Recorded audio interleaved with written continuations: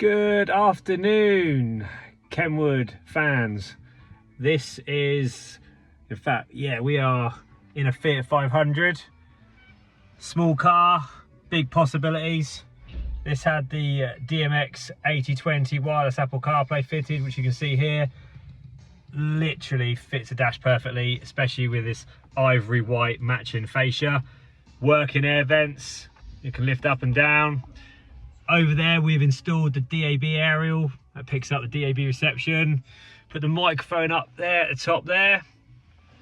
Doesn't need the USBs for the phone connectivity because it's wireless, but we have located one just here so it's easy access. And there's also one in what Fiat like to call the glove box. I like to call it an open trough, which is just there.